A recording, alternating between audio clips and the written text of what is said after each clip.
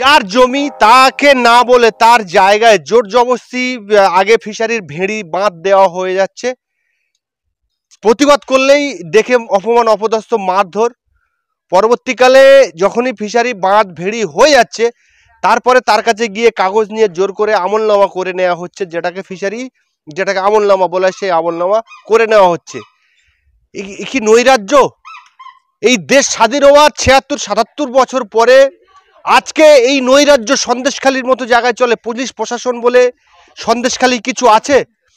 সন্দেশখালীর মা ও বোনের এবং সন্দেশখালীর মায়েরা যে লোকেগুলো যে অভিযোগ করছেন, মহেশ্বর সর্দার আদিবাসী সিএসটিলের বড় একটা পদে আছে।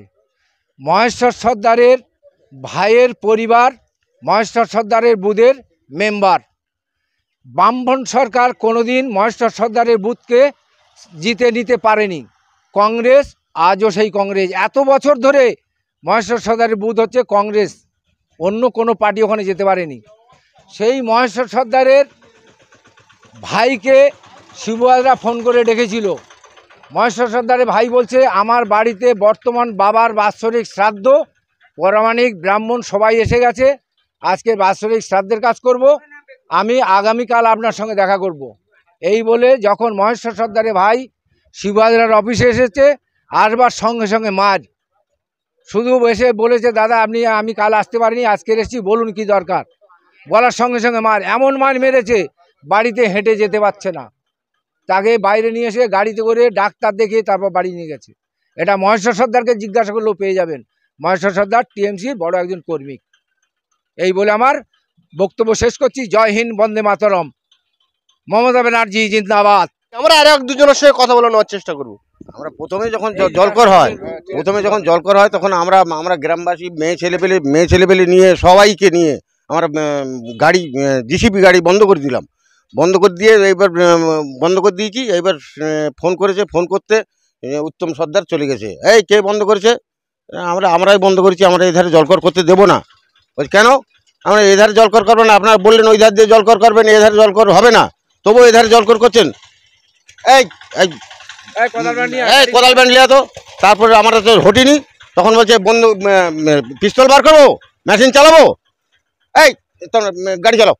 জিসিপি চালিয়ে দিল সঙ্গে সঙ্গে। আমরা কে বাধা দিতে আসে দেখি, কেউ বাধা দিতে যায়নি। আমরা যেই বলছে পিস্তল চালাবে, আমরা ওই ভয়ে আর পিছিয়ে গেছি।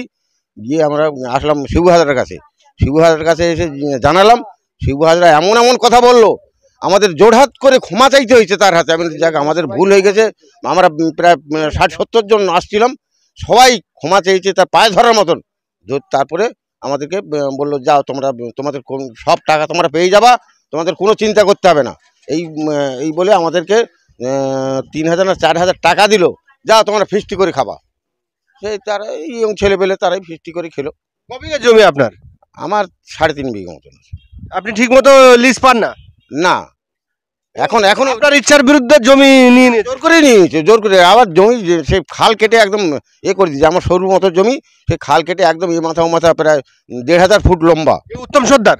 হ্যাঁ, উত্তম সমাজ শিবুহাজরা, উত্তম সর্দার ওরা সবাই আমার ছেলেকে মারছে। আমরা আমাদের ওদিকে আমরা বিভিন্ন জায়গায় জলকর হলে সেই জমি মালিকের জমি নিলে এটা আমলনামা করতে হয়, চুক্তি করতে হয় যে 6000 টাকা লিজ নিলাম 3 বছরের জন্য, কি 4 নম্বর সেরকম কোনো চুক্তি? হ্যাঁ, সেটা বাঁধবন্দি দিয়ে এসে জোর করে এসে বলছে সই করে দাও। তা আমাদের পাড়ায় কয়েকজন করে সই দিল। আমি বললাম যে সই করো না, তবুও জোর করে সই হলো। এবার তুমি করবে না কেন? তোমার জমি তো মধ্যিখানে, তুমি আমার যদি ওটা বাদ দিয়ে করতাম, তুমি জল পেতে নাকি? তুমি কি করবা? কিচ্ছু হবে না তোমার, দাও সই করে দাও, না হলে তোমার ব্যবস্থা আছে। বাধ্য সই করে দিলাম। আর বিঘে প্রতি কত করে লিজ দিত? 1000 টাকা করে লিজ, 10 বছরের জন্য। মানে ওটা 5 বছরের জন্য 6000 টাকা, আর 5 বছরের জন্য 8000 টাকা, এরকম করে। হ্যাঁ, 5 বছরে ঠিক মতো পেতেন না? না, এখনো পাইনি। 1 বছর, প্রথম বছরটা দিয়েছিল 6000 টাকা করে। এবছর দিয়েছে, কিছু বাকি রয়েছে, বহু লোকের বাকি আছে। মানে সেই সব টাকা এখন দেয়নি। দেবে বলছে, কবে দেবে না দেবে আমি সঠিকই জানি না এখনো। সুকুমার মাহাতো উনি বলছেন যে এলাকায় আমাদের লোকজনকে যাদের টাকা পয়সা বাকি আছে তাদেরকে আমরা দেওয়ার চেষ্টা করব। সেটা তো আমরা জানিনি, এখন শুনতে পাচ্ছি। আপনাদের কাছে আসেনি। সুকুমার মাহাতো আসেনি আমাদের কাছে। সুকুমার মাহাতো না, তৃণমূলের কোনো প্রতিনিধি দল আপনাদের কাছে আসেনি? আপনারা বলেননি যে আপনাদের? তৃণমূলের প্রতিনিধি কালকের একজন আসছিল, কালকে এসে বললো ঠিক আছে তোমাদের লিস্টটা আমাদেরকে দেবা। তা আজকে শুনলাম আজকে দেওয়া হবে। তা সে কোথায় আমি এখনও সঠিক তার উত্তর খুঁজে পাইনি। তাদেরই লোক বলছে একজন, বলে আছে আছে দেখা হবে এখন। এই জন্য আমি আর এখন এসে ঘুরঘুর করছি, দেখি কখন দেখা পাই।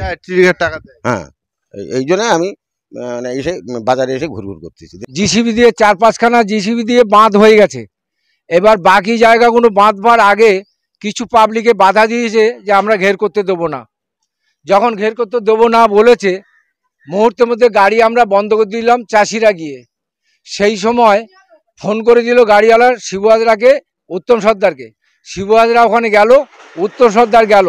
যাওয়ার পরে উত্তম সর্দার ফোন করলো তার বাইক বাহিনীকে এবং কোদালে ব্যান্ড নিয়ে যাওয়ার জন্যে। চাষিরা 70 থেকে 80 জন ছিল, ছেলে বা মেয়ে বা বাড়ির বউ, আমরাও ছিলাম সেই দলে। সেই সময় উত্তম সর্দারের কোদাল ব্যান্ড যখন পৌঁছে গেল, আমরা দেখলাম যে আমাদের আর বাঁচার কোনো রাস্তা নেই, কারণ আমরা অনেকবার মার খেয়েছি, এরা বলার আগে মারে। তাই আমরা বাঁচার জন্যে অন্যায় স্বীকার করলাম। মুখে অন্যায় স্বীকার করলে হবে না। আমরা বললাম তাহলে কিভাবে অন্যায় স্বীকার করব? বলছে জোড়হাত করে ক্ষমা চাইতে হবে, যে তোমরা গাড়ি বন্ধ করে ভুল করেছো, ক্ষমা চাইতে হবে। তাই জোড়হাত করে আমরা সবাই ক্ষমা চাইলাম, তবে আমাদেরকে ছেড়ে দিল, আমরা সবাই চলে আসি। প্রশাসনকে আপনারা কোনো সময় জানাননি এইসব বিষয়গুলো? না, এই সময় আমরা কোনো প্রশাসনের কাছে যাইনি, কারণ আমরা আগে গেলেও দেখেছি যে প্রশাসন কথা শোনে না।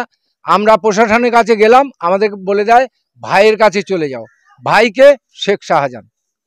উত্তম সর্দার শিবু হাজরা যখন ওই ঘেরটা ফিশারিটা করতে আসে, মায়াকান্ডার বলে একজন ভদ্রমহিলা আছেন, তার বাড়ির কাছ থেকে সুইচ গেট করবে বলে, নদীর বাঁধ কেটে সুইচ গেট করবে বলে তারা সব কিছু ঠিকঠাক করে। মায়াকান্ডার সেখানে বাধা দেয়, আমার জমির উপরে আমি সুইচ গেট করতে দেবো না।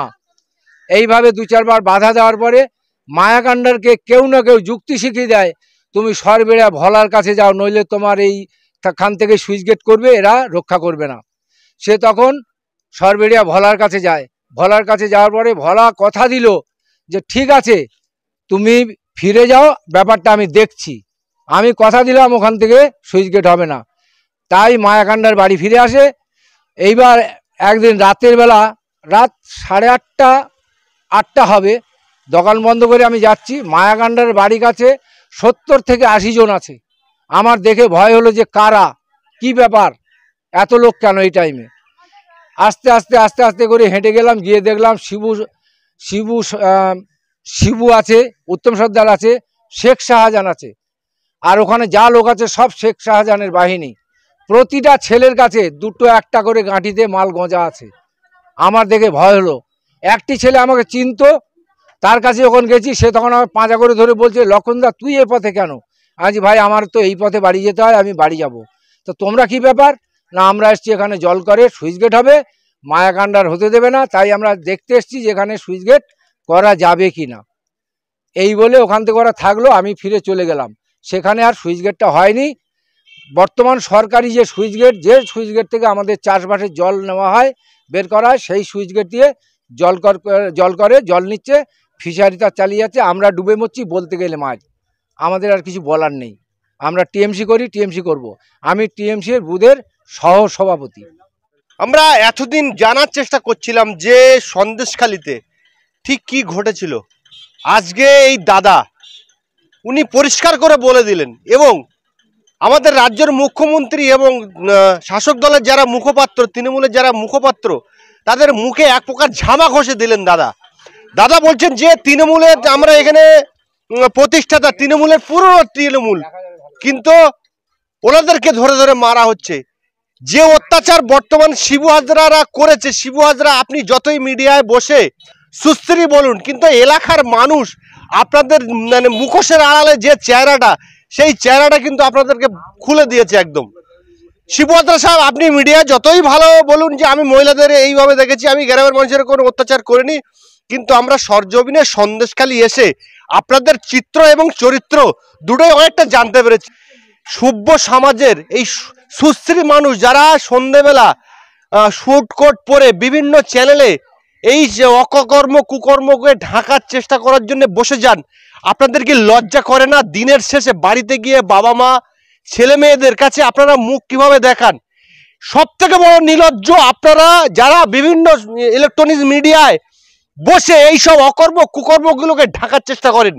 আপনারাই হলো পৃথিবীর সব থেকে নিকৃষ্ট মনের মানুষ এবং আপনারা সব থেকে জঘন্য মানুষ। কেন আপনারা রাজনীতির জন্যেই এত নিচয় নামেন। আপনাদের যত খারাপ বলা যায় তার থেকে আরো খারাপ। আপনারা পৃথিবীর সব থেকে নিকৃষ্ট মনের মানুষ হলেন আপনারা।